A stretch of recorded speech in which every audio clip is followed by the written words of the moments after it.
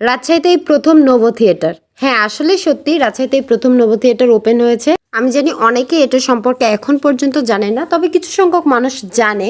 আসসালামু আলাইকুম, আপনারা কেমন আছেন? আশা করি খুবই ভালো আছেন। আমিও আলহামদুলিল্লাহ খুবই ভালো আছি। তো আজকে আপনাদের জন্য নতুন একটা ভিডিও নিয়ে চলে এসেছি। আচ্ছা, আপনাদের মনে এখন প্রশ্ন আসতে পারে, এটা কোথায় অবস্থিত রাজশাহীর? এটা হলো রাজশাহী চিড়িয়াখানার পাশে অবস্থিত। আপনারা এখানে আসলে দেখতে পাবেন, হাতের বামে হচ্ছে নোভো থিয়েটারের টিকিট কাউন্টার এবং হাতের ডানে হচ্ছে রাজশাহী চিড়িয়াখানার টিকিট কাউন্টার। এখন প্রশ্ন হচ্ছে নোভো থিয়েটার কি? আমরা অনেকেই জানি, তবে যারা জানি না তাদের উদ্দেশ্যে আমি একটু বলতে চাই।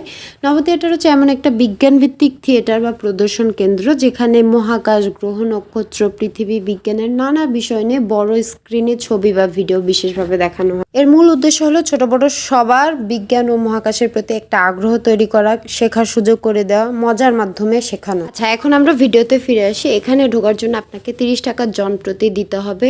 এই 30 টাকা দিয়ে আপনি শুধু বাইরের পরিবেশটা উপভোগ করতে পারবেন, ছবি তুলতে পারবেন, সুন্দর করে ভিডিও করতে পারবেন, কিন্তু ভেতরের কোনো পার্ট আপনি দেখতে পারবেন না। ভেতরের পার্ট দেখতে হলে আপনাকে এক্সট্রা 100 টাকা পে করতে হবে। এর মানে জনপ্রতি 130 টাকা করে টিকিট করতে হবে।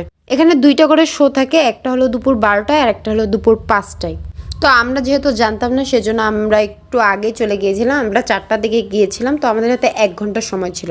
তো 1 ঘন্টার মধ্যে আমরা সব ঘুরে ঘুরে দেখতেছিলাম। বিশ্বাস করেন, জায়গাটা অসম্ভব সুন্দর ছিল, একদম নিরিবিলি পরিবেশ ছিল। এখন হয়তো বা নিরিবিলি, এটা দেখলে আপনার এমনিতেই মনটা ভালো হয়ে যাবে। আপনি যদি 30 টাকা খরচ করে এখানে শুধু দেখতে আসেন বা একটু আড্ডা দিতে আসেন বা ছবি তুলতে আসেন, আপনার একদমই লস যাবে না।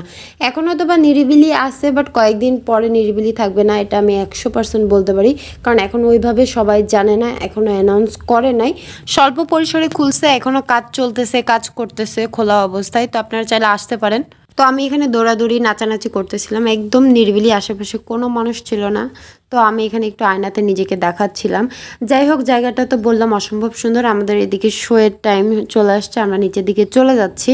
তো আমি নিচের পার্টটায় ভিডিওতে অ্যাড করতে পারছি না, কারণ ভিডিওটা অনেক লেন্দি হয়ে যাচ্ছে। আমি ইনশাল্লাহ খুব তাড়াতাড়ি ভিডিওটা নিয়ে আসবো নিচেরটা। আশা করি সবাই ভালো থাকবেন, সাথেই থাকবেন, সুস্থ থাকবেন। আল্লাহ হাফেজ।